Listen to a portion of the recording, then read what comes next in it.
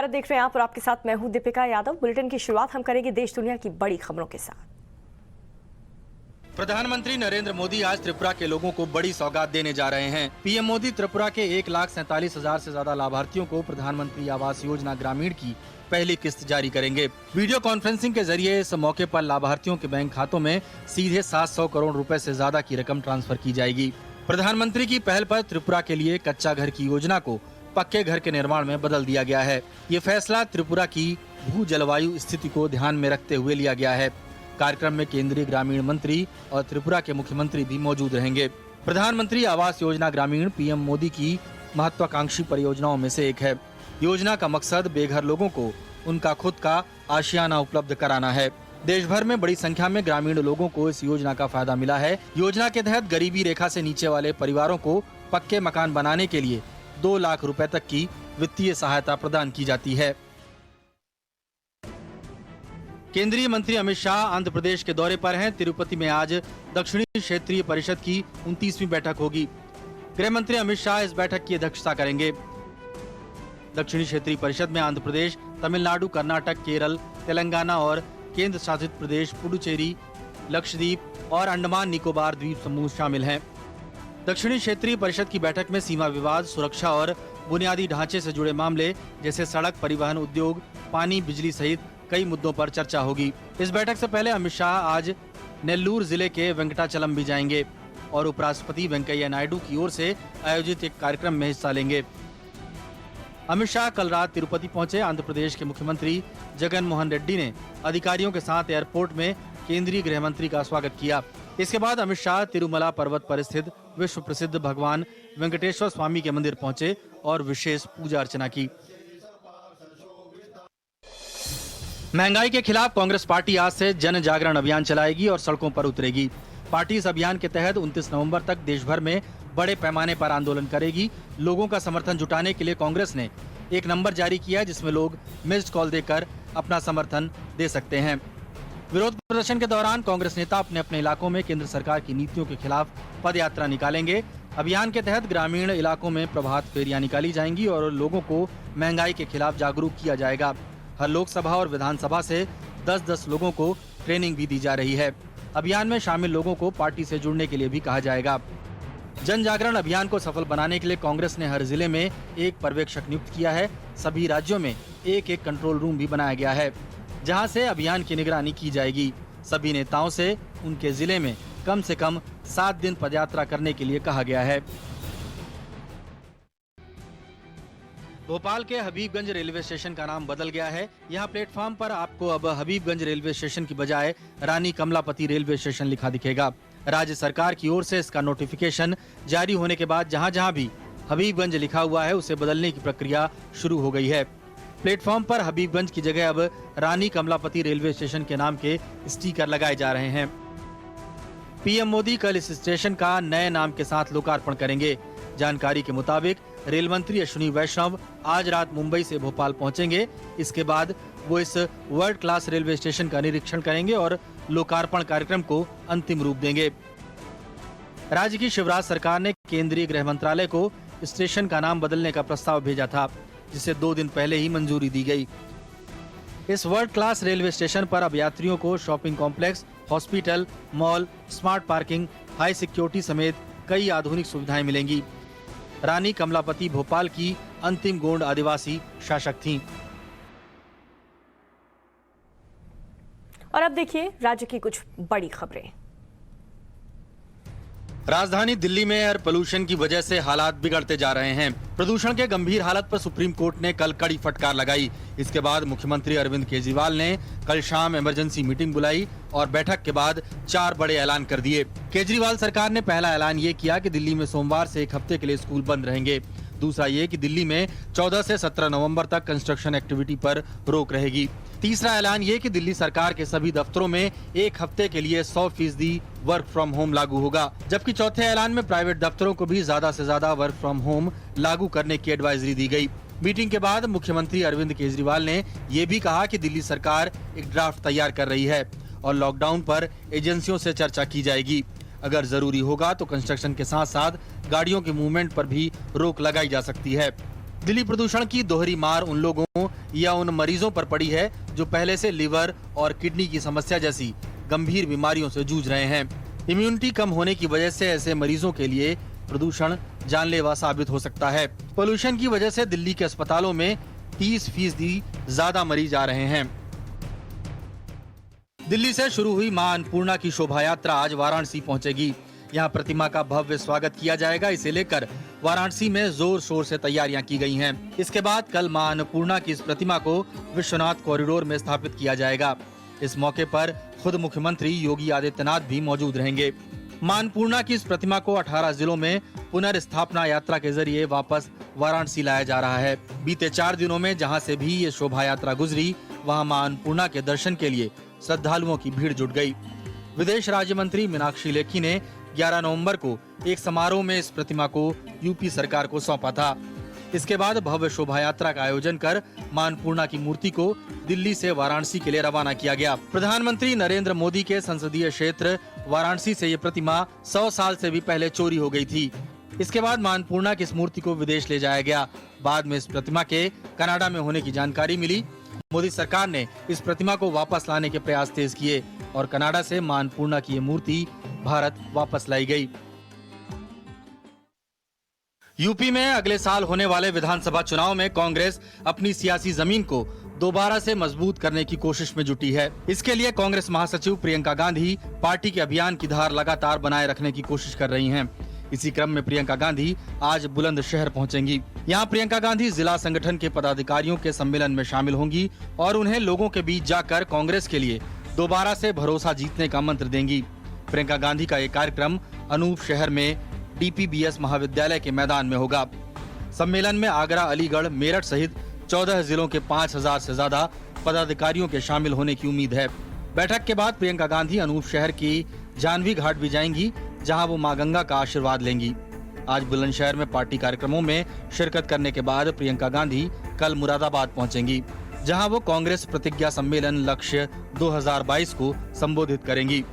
यहां सहारनपुर, मुरादाबाद, बरेली के 12 जिलों के पदाधिकारियों से प्रियंका गांधी संवाद करेंगी। सलमान खुर्शीद की किताब सनराइज ओवर अयोध्या पर विवाद अभी थमा नहीं है। इसे लेकर बिहार कांग्रेस के नेताओं ने भी मोर्चा खोल दिया है। बिहार कांग्रेस के नेता ऋषि मिश्रा और ललन यादव इस किताब पर बैन लगाने के लिए कोर्ट जाने की तैयारी में हैं। विधायक ऋषि मिश्रा ने कहा है कि हिंदुत्व की तुलना आतंकवादी संगठन से करने के लिए खुर्शीद को माफी मांगनी चाहिए। उनको एक्सप्लेनेशन देने की क्या जरूरत पड़ गई? अगर सब कुछ बुक में सही था तो क्या जरूरत पड़ गई? हमारा मानना है कि आप किसी भी धर्म को, अगर आपने जो उस चीज में लिखा है RSS, भाजपा या फिर हिंदुत्व को IS से आप नहीं कंपेयर कर सकते हैं। ऋषि मिश्रा और ललन यादव ने प्रदेश की नीतीश सरकार से खुर्शीद की किताब को बिहार में रिलीज नहीं होने देने की मांग भी की है। दोनों नेताओं का कहना है कि इससे राज्य में शांति व्यवस्था पर असर पड़ सकता है। इनकी किताब से सामाजिक सौहार्द नहीं बिगड़े, इसलिए इस किताब को प्रतिबंधित करना चाहिए। और निश्चित तौर से हम आग्रह करना चाहेंगे इस राज्य के सुशासन की सरकार को कि इस किताब का गंभीर पूर्वक अपने डिपार्टमेंट से अध्ययन करवाएं, तभी ये किताब बिहार में इसकी बिक्री हो। सलमान खुर्शीद की इस सोच से कांग्रेस के वरिष्ठ नेता गुलाम नबी आजाद भी इत्तेफाक नहीं रखते। उन्होंने कहा कि ISIS और जिहादी इस्लाम के साथ हिंदुत्व की तुलना करना तथ्यात्मक रूप से गलत और अतिशयोक्ति है। सलमान खुर्शीद की ये किताब अयोध्या पर सुप्रीम कोर्ट के फैसले को लेकर लिखी गई है। सलमान खुर्शीद ने इस किताब में बाबरी मस्जिद ढहाए जाने से लेकर अयोध्या पर सुप्रीम कोर्ट के फैसले पर अपना नजरिया बताया है। कोरोना के बीच यूपी में जीका वायरस ने टेंशन बढ़ा दी है। प्रदेश में जीका वायरस का हमला तेज होता जा रहा है। कानपुर जिले में जीका के 13 नए मामले सामने आए हैं। जीका वायरस के संक्रमण के मामले शहर के सबसे घनी आबादी वाले क्षेत्र फेतफुलगंज में मिले हैं। एक साथ 13 नए मामले सामने आने से हड़कंप मच गया है। जिला प्रशासन, नगर निगम और स्वास्थ्य विभाग की संयुक्त टीमें शनिवार सुबह से ही घर घर जाकर सर्वे कर रही हैं, लोगों के सैंपल ले रही हैं। इलाके में दवाओं का छिड़काव भी किया जा रहा है ताकि एंटी लार्वा स्प्रे के जरिए जीका वायरस के संक्रमण को फैलने से रोका जा सके। कानपुर में जीका वायरस के 13 नए मामले सामने आने के बाद संक्रमितों की संख्या बढ़कर 90 हो गई है। स्वास्थ्य विभाग एक्टिव मोड में है और अधिकारी भी प्रभावित इलाकों का दौरा कर रहे हैं। और इस वक्त एक बड़ी खबर आपको बता दें, प्रधानमंत्री मोदी आज त्रिपुरा के लोगों को बड़ी सौगात देने जा रहे हैं। मोदी आज पीएम आवास योजना ग्रामीण के तहत त्रिपुरा के लोगों के लिए पहली किश्त भी जारी करेंगे, जिसका फायदा वहां के 1,47,000 से ज्यादा लाभार्थियों को होगा। पीएम वीडियो कॉन्फ्रेंसिंग के जरिए कार्यक्रम में शामिल होंगे और इस अवसर पर लाभार्थियों के बैंक अकाउंट में सीधे 700 करोड़ रुपए ट्रांसफर किए जाएंगे। इस कार्यक्रम के दौरान केंद्रीय ग्रामीण विकास मंत्री गिरिराज सिंह और त्रिपुरा के मुख्यमंत्री भी मौजूद रहेंगे। और प्रधानमंत्री आवास योजना ग्रामीण पीएम मोदी की महत्वाकांक्षी योजनाओं में से एक है और इस योजना का मकसद बेघर लोगों को घर प्रदान करना है। ग्रामीण इलाकों में रहने वाले लोगों ने इस योजना बड़ी संख्या में लाभ भी उठाया है और इस योजना के तहत गरीबी रेखा से नीचे वाले परिवारों को पक्के मकान बनाने के लिए 2 लाख रुपए तक की आर्थिक सहायता प्रदान की जाती है।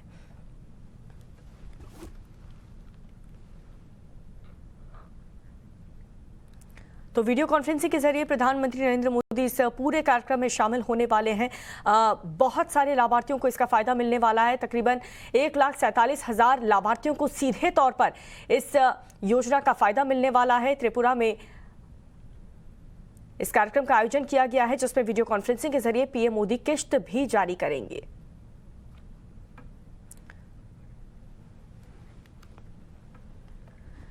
पेट्रोल डीजल और बढ़ती महंगाई के खिलाफ कांग्रेस पार्टी आज से 29 नवंबर तक देशव्यापी जन जागरण अभियान चलाएगी और इन 15 दिनों में देश के हर राज्य में कांग्रेस नेता महंगाई के खिलाफ अपनी आवाज बुलंद करेंगे और केंद्र सरकार को घेरेंगे। कांग्रेस ने एक नंबर भी जारी कर दिया है, जिस पर मिस्ड कॉल देकर के लोग इस अभियान का हिस्सा बन सकते हैं और कांग्रेस का समर्थन कर सकते हैं। विरोध प्रदर्शन के दौरान कांग्रेस नेता अपने अपने इलाकों में केंद्र सरकार की नीतियों के खिलाफ पदयात्रा भी निकालेंगे और अभियान के तहत ग्रामीण इलाकों में प्रभात फेरी निकाली जाएगी और लोगों से महंगाई के खिलाफ जागरूक किया जाएगा। हर लोकसभा और विधानसभा से 10-10 लोगों को ट्रेनिंग भी दी जा रही है और अभियान में शामिल हुए लोगों को पार्टी में जुड़ने के लिए भी कहा जाएगा। सभी राज्य में एक कंट्रोल रूम भी बनाया है, जहां से अभियान की निगरानी की जाएगी और सभी नेताओं से उनके जिले में कम से कम 7 दिन पदयात्रा करने के लिए भी कहा गया है।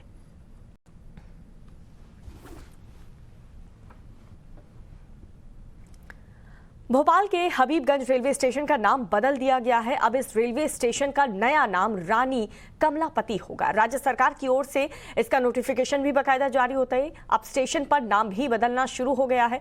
प्लेटफॉर्म पर हबीबगंज की जगह अब रानी कमलापति रेलवे स्टेशन नाम के स्टिकर लगने शुरू हो चुके हैं।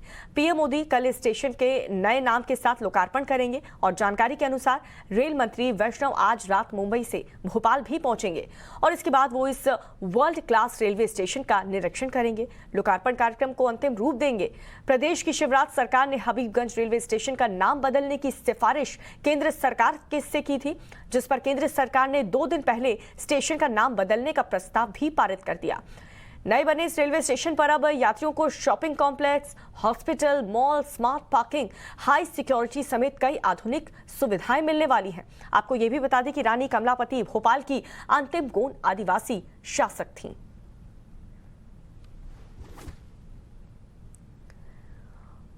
और दिल्ली में प्रदूषण के गंभीर हालात पर सुप्रीम कोर्ट ने दिल्ली सरकार को फटकार लगाई है और उसके बाद सरकार जागी और प्रदूषण रोकने के लिए आनन फानन में 4 बड़े ऐलान कर दिए हैं।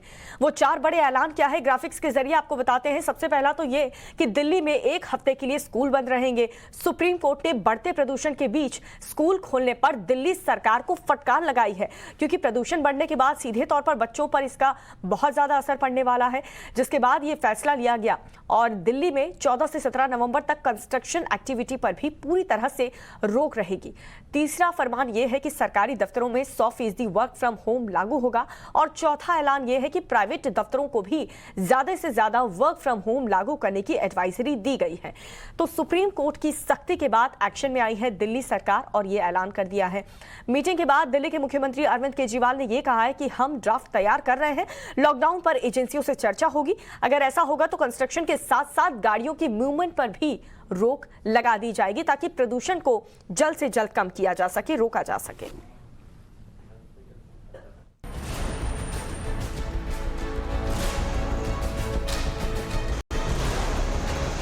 दिल्ली में फिर लगेगा लॉकडाउन।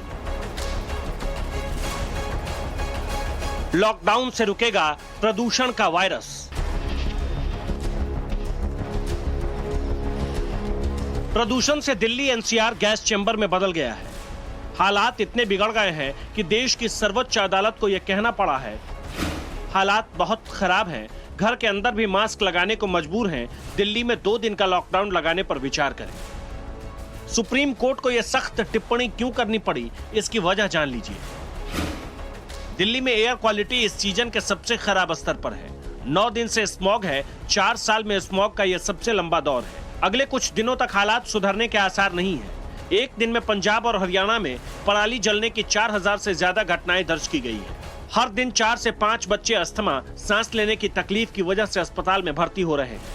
केंद्रीय प्रदूषण कंट्रोल बोर्ड ने लोगों को जरूरी होने पर घर से बाहर निकलने को कहा है। दिल्ली का प्रदूषण काल कोरोना की मुसीबत को भी बढ़ा सकता है। देखिए 10 से 15% मरीजों में हमारे यहाँ पे एडमिशन में बढ़ोतरी हुई। वो पेशेंट्स जो कैजुअलिटी में आ रहे थे सांस की तकलीफ को लेके, उनमें भी निश्चित रूप से नंबर बढ़ा है। और बच्चों में भी अभी हमारे पास 4-5 बच्चे दिवाली के बाद रोज आ रहे हैं जिनको कि अस्थमा है, जिनको सांस में तकलीफ है और जिनको एलर्जिक प्रॉब्लम्स हैं। एलर्जी को लेके और जो प्रदूषण से जैसे जो प्री एग्जिस्टिंग लंग कंडीशन है वो डिटोरिएट हो जाती हैं, एग्जैबरेट हो जाती हैं, तो वो उसको लेके काफ़ी सारे पेशेंट्स हमारे यहाँ हॉस्पिटल्स में आते हैं। कोविड का जो वायरस है, कोरोना का जो वायरस है, वो जो जब वायु प्रदूषित होती है तो उसमें लंबे टाइम पर वातावरण में, और बच्चों को मास्क प्रयोग करना चाहिए क्योंकि मास्क की वजह से, यदि हम सिंपल मास्क भी होता है तो मास्क की वजह से जो एयर पोल्यूशन है या जो PM 2.5 पार्टिकल्स हैं वो 90% तक कम हो जाते हैं। शनिवार को chief justice NV Ramana, justice VI Chandrachud और जस्टिस सूर्यकांत की बेंच ने प्रदूषण पर सुनवाई की। कोर्ट में सॉलिसिटर जनरल तुषार मेहता ने बताया कि पिछले 4 से 5 दिनों में पंजाब में पराली जलने के मामले बढ़े हैं, इसी वजह से प्रदूषण भी बढ़ा है। CJI ने केंद्र और दिल्ली सरकार से कहा कि आपातकालीन हालात हैं, जरूरी कदम उठाएं। आप लोग ऐसा जता रहे हैं कि किसान ही प्रदूषण के लिए जिम्मेदार है। पराली जलाने से 25 से 30% प्रदूषण होता है, बाकी 75% का क्या? पटाखे और गाड़ियों से प्रदूषण को रोकने के लिए क्या कदम उठाएं? जस्टिस चंद्रचूड़ ने पूछा कि किसान पराली न जलाएं, इसके लिए क्या किया गया? जस्टिस सूर्यकांत ने भी सख्त टिप्पणी की, कहा आप लोग हर वक्त किसानों को दोष क्यों देते, ये फैशन बन गया। पोल्यूशन हम लोगों के लिए बहुत ज्यादा हानिकारक है, इससे जानलेवा हो रहा है। बहुत सारा दिक्कत होता है, विदाउट मास्क घूमना तो इधर पॉसिबल ही नहीं है। ये बहुत ही खतरनाक स्तर पे बढ़ चुका है और ये हमारे आने वाली जनरेशन के लिए बहुत ज्यादा खतरनाक है। पॉल्यूशन रहेगा तो फेफड़ों में भी कमी आती है, समझे, गले तो ऐसे ही खराब हो रहे हैं लोगों के पॉल्यूशन की वजह से, समझे, तो पॉल्यूशन तो है ही खतरनाक।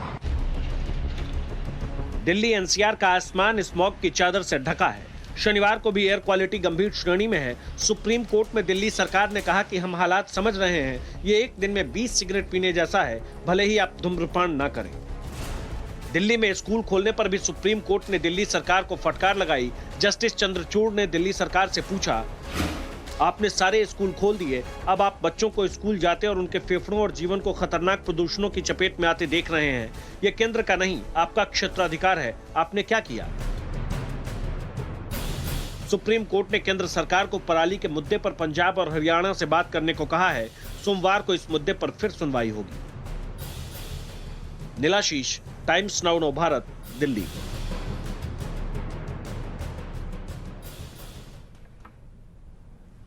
तो फिर कोरोना हो या फिर प्रदूषण, हर तरफ आम जनता को परेशानी हो रही है। बहरहाल मणिपुर में कल हुए हमले में सेना के कर्नल समेत 5 सैनिक शहीद हो गए हैं। शहीद हुए कमांडिंग ऑफिसर कर्नल विल्पव त्रिपाठी के साथ उनकी पत्नी और करीब 8 साल के बेटे की भी जान चली गई है।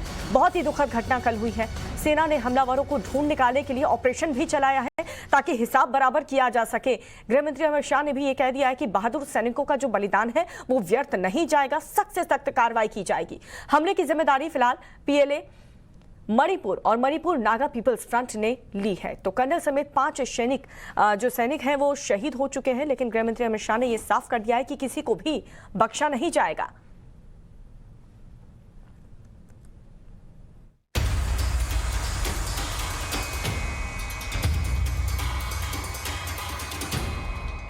मणिपुर में उग्रवादियों के हमले में कर्नल, उनकी पत्नी और बेटे समेत 4 अन्य सैनिकों की मौत हो गई है। 46 असम राइफल्स के कमांडिंग ऑफिसर विप्लव त्रिपाठी एक पोस्ट को विजिट करके अपने काफिले के साथ लौट रहे थे, तभी उग्रवादियों ने पहले आईईडी ब्लास्ट किया और उसके बाद ताबड़तोड़ गोलियां बरसाईं। जिस जगह घात लगाकर हमला किया गया वो मणिपुर के चूराचांदपुर जिले के सिंघट के करीब है। आपको बता दें कि ये इलाका म्यांमार बॉर्डर से बहुत दूर नहीं है, इसलिए बॉर्डर पर अब निगरानी और बढ़ा दी गई है। इस कायराना हमले की जिम्मेदारी पीएलए मणिपुर और मणिपुर नागा पीपल्स फ्रंट ने ली है। उग्रवादियों को पता था कि गाड़ी में कर्नल की पत्नी और बेटा भी है, लेकिन इसके बावजूद उन्होंने हमले को अंजाम दिया। वुमन है उस कॉन्वॉय में या किसी की फैमिली है तो नॉर्मली अटैक नहीं करते। एंड आई एम श्योर जब अटैक किया उन्होंने कमांडिंग ऑफिसर की कॉन्वॉय के ऊपर, तो उनके पास जरूर खबर होगा कि उनकी वाइफ भी जो है वहाँ पे साथ है, उनकी चाइल्ड भी जो है उनके साथ है। तो नॉर्मली ये एक्सपेक्टेड नहीं है, इवन मिलिटेंट ग्रुप से ऐसा एक एक्शन नहीं एक्सपेक्टेड है। इस हमले में घायल सैनिकों का हाल जाने इम्फाल के शीजा अस्पताल पहुंचे मणिपुर के मुख्यमंत्री एन वीरेंद्र सिंह ने बताया कि बड़े पैमाने पर सर्च ऑपरेशन चलाया जा रहा है, हमलावरों को छोड़ा नहीं जाएगा। Mass combing operation along with the paramilitary forces and the police commandos have started in the area to nab the culprit, and justice will be delivered. Will definitely be done. वहीं गृह मंत्री अमित शाह ने भी ट्वीट कर शहीदों के परिजनों के प्रति संवेदना जताई और कहा कि बहादुर सैनिकों का बलिदान व्यर्थ नहीं जाएगा। उग्रवादी हमले के तुरंत बाद घटना की जानकारी army chief general MM Naravane को दी गई। सूत्रों के हवाले से खबर है कि उन आतंकियों के खिलाफ कार्रवाई करने के लिए ऑपरेशन लॉन्च किया गया है जिन्होंने हमले को अंजाम दिया। शहीद कर्नल विप्लव त्रिपाठी छत्तीसगढ़ के रायगढ़ के थे। उनकी शहादत की खबर मिलने के बाद घर में रिश्तेदारों और परिचितों का आना शुरू हो गया। 3 कॉफिन लाना है, हम इम्फाल से कलकत्ता के अरेंज कर रहे हैं, वहाँ से रायपुर से आर्मी के हेलीकॉप्टर से रायगढ़ में जिंदल के एयरपोर्ट में उतरेंगे। कल्पना करता हूँ उनके माता पिता के कि उनका कलेजा देखिए कि 2 पुत्र दोनों को इस भारत माता की रक्षा के लिए दोनों को फौज में भेज दिया, और अभी कुछ दिन पहले ये विप्लव त्रिपाठी के पास से रह के आए 2-3 महीने। इनके दिल पे क्या गुजरता होगा, मैं तो इसकी कल्पना करता हूँ। ये बात सही कि हर माँ बाप को फक्र होता है अपने बेटे पर जो देश के लिए बलिदान होते हैं। मणिपुर से लगे म्यांमार बॉर्डर पर उग्रवादियों को चीन की शह मिलती रही है और भारत की सेना अपने शहीदों के बलिदान का हिसाब जरूर लेगी। लेकिन राहुल गांधी इस घटना पर भी सियासत करने से बाज नहीं आए। उन्होंने ट्वीट किया कि मणिपुर में सेना के काफिले पर हुए आतंकी हमले से एक बार फिर साबित होता है कि मोदी सरकार राष्ट्र की सुरक्षा करने में असमर्थ है। ऐसे मुद्दों पर प्रतिक्रिया कैसी होनी चाहिए, ये राहुल अपनी बहन प्रियंका गांधी का ट्वीट देखकर समझ सकते हैं। प्रियंका ने लिखा कि आतंकियों की इस कायराना हरकत के खिलाफ पूरा देश एकजुट है। ब्यूरो रिपोर्ट, टाइम्स नाउ, नव भारत। और फिलहाल बुलेटिन में रुकेंगे छोटे से ब्रेक के लिए। आप देखते रहिए टाइम्स नाउ, नव भारत।